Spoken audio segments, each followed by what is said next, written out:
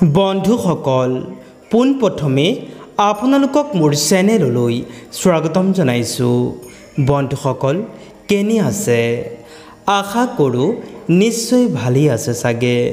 সদায় সুস্থ থাকক আৰু সবল হৈ থাকক। লগতে মোৰ এই নতুন ভিডিঅ'সমূহ উপভোগ কৰি গৈ থাকক।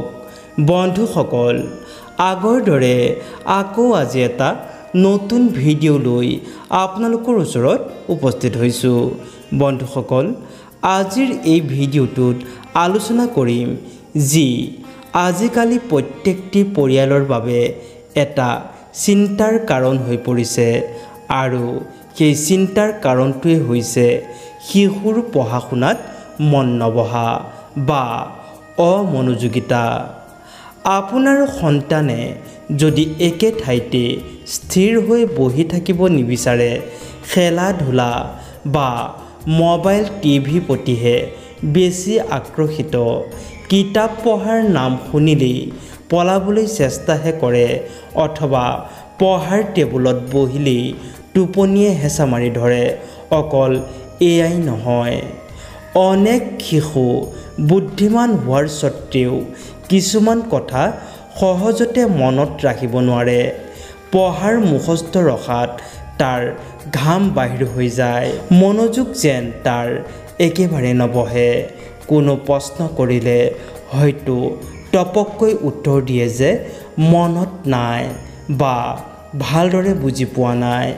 এনে পৰিস্থিতিত বহু মাক দেউতাকে নিজকে অসহায় যেন ভাবে, কি কৰিব তাক ভাবিয়েই নাপায়। আচলতে এই সমস্যাবোৰৰ মূলতে যেনে পাৰিবাৰিক পৰিৱেশ বা প্ৰতিৱেশৰ প্ৰভাৱ থাকিব পাৰে, ঠিক তেনেকৈ বহু সময়ত ঘৰৰ বাস্তু দোষ, শিশুৰ জন্মকালীন গ্ৰহৰ অৱস্থা অথবা নিগেটিভ এনাৰ্জিয়েও এটা ডাঙৰ ভূমিকা পালন কৰে। গতিকে হতাশ হোৱাৰ কোনো কথা নাই। কিছু সহজ বাস্তুভিত্তিক প্ৰতিকাৰ তথা পিতৃ মাতৃৰ সচেতন আচৰণৰ দ্বাৰা এই সমস্যাবোৰ বহু সংখ্যকেই কমাবলৈ পাৰিব। গতিকে জানো আহক সেই বিষয়বোৰৰ সম্পৰ্কে, যাক পিতৃ মাতৃ হিচাপে আপোনালোকেও কৰাটো উচিত। ১ নম্বৰতে আৱেগ নিয়ন্ত্ৰণ কৰক। আপুনি আপোনাৰ সন্তানটিৰ দুষ্টামিত অতিষ্ঠ হৈ তাক মাৰধৰ বা বকাবকি বা গালি শপনি নাপাৰিব, বৰং ধৈৰ্য ধৰি আৰু ঠাণ্ডা মগজুৰে তাৰ সমস্যাবোৰ বুজিবলৈ চেষ্টা কৰক। ২ নম্বৰতে সৰু লক্ষ্য নিৰ্ধাৰণ কৰক। একেলগে বহুতো শিকোৱাৰ চেষ্টা নকৰিব। সৰু অংশ ভাগ কৰি লওক। প্ৰথমে এটা বিষয় অলপ সময় ধৰি পঢ়াওক। ৩ নম্বৰতে প্ৰতিদিনৰ ৰুটিন বনাওক। পঢ়া শুনা, খেলা ধূলা, খোৱা আৰু টোপনি যোৱাৰ ক্ষেত্ৰত এটা নিৰ্দিষ্ট সময়সূচী তৈয়াৰ কৰক আৰু সেইটো মানি চলাৰ চেষ্টা কৰক। নিয়ম অনুৱৰ্তিতাই শিশুৰ মনোযোগ বঢ়োৱাত সাহায্য কৰে। ৪ নম্বৰতে একেলগে বহক। যেতিয়াই আপোনাৰ সন্তানে পঢ়াত বহে সেই সময়ত আপুনি তাৰ কাষতেই বহি কাম কৰক। মাক দেউতাকক কাষত পালে বা দেখিলে শিশুক একাগ্ৰতা হোৱাত উৎসাহিত হয়। ৫ নম্বৰতে প্ৰশংসা কৰক। আপোনাৰ সন্তানক সামান্য ভাল কাম কৰিলেই প্ৰশংসা কৰক। ধৰি লওক আজি যদি সন্তানটিয়ে ১৫ৰ পৰা ২০ মিনিট পঢ়িছে, তেন্তে তাক বা তাইক কওক, বাহ তুমি আজি ভাল কাম কৰিছা।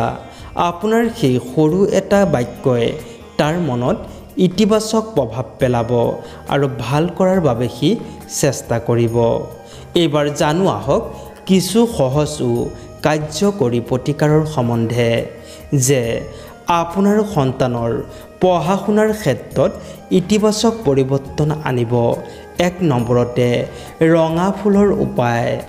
ইয়াৰ বাবে যিকোনো এটা পাত্ৰ ল'ব, সেয়া লাগিলে গিলাচেই হওক বা বাতিয়ে হওক ইয়াৰ পাছত লাগিব এপাহ ৰঙা ফুল সেয়া যিকোনো ফুল হ'লেও হ'ব লাগিলে ৰক্ত জবাব বা ৰঙা গোলাপ ফুলেই হওক ইয়াৰ পিছত কি কৰিব জানোৱা হওক প্ৰত্যেক দিনাই আপোনাৰ সন্তানটিয়ে পঢ়া কোঠালীৰ পূব দিশত সেই জল ভৰা পাত্ৰটো ৰাখি থ'ব জলৰ পাত্ৰটিত এপাহ ৰঙা ফুল ৰাখিব কাৰণ ৰঙা ফুলে আমাৰ মস্তিষ্কত নতুন উত্তম আৰু কৰ্মস্পৃহা জগাই তোলে ইয়াৰ বাহিৰেও ই হৈছে সূৰ্য ৰং যিয়ে আপোনাৰ সন্তানৰ মাজত আত্মবিশ্বাস একাগ্ৰতা আৰু মনোযোগ বৃদ্ধি কৰাত সাহায্য কৰিব ইয়াক আপুনি প্ৰত্যেক দিনে ৰাতিপুৱা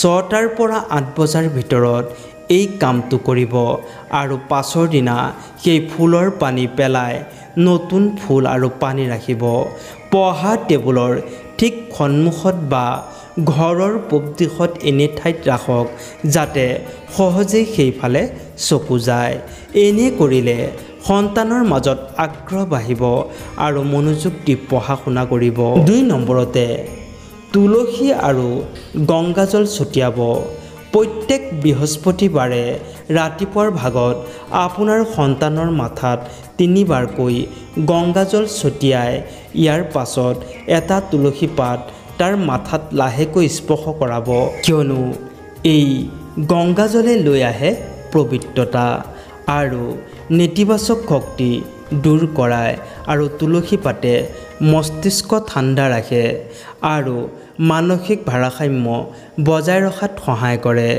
বৃহস্পতিবাৰে এই কাম কৰিলে আপোনাৰ শিশুৰ মন শান্ত হ'ব আৰু তাৰ স্মৰণ শক্তি বৃদ্ধি পাব 3 নম্বৰতে মা সৰস্বতীৰ আশীৰ্বাদ প্ৰত্যেক দিনা ৰাতিপুৱা সন্তানক স্কুলত পঠোৱাৰ আগতেই তাৰ কপালত এটি সৰুকৈ চন্দনৰ ফুট দিব আৰু এই মন্ত্ৰটি 11 বাৰ জপ কৰিব মন্ত্ৰটি হৈছে ওম এং হুম ক্লিম মহা সৰস্বতী দেৱ্যই নমঃ এই মন্ত্ৰই জ্ঞান বিদ্যা দেৱী সৰস্বতীৰ ঐশ্বৰিক শক্তিক আহ্বান কৰে যি পঢ়া শুনাত অমনোযোগী বা একাগ্ৰতা কম তেওঁলোকৰ বাবে এই প্ৰতিকাৰটি হ'ব অধিক ফলদায়ক এই মন্ত্ৰভাগি পিতৃ মাতৃয়ে জপ কৰিলেও হ'ব ই আপোনাৰ সন্তানৰ চাৰিওদিশে এটি শুভ ও ইতিবাচক শক্তি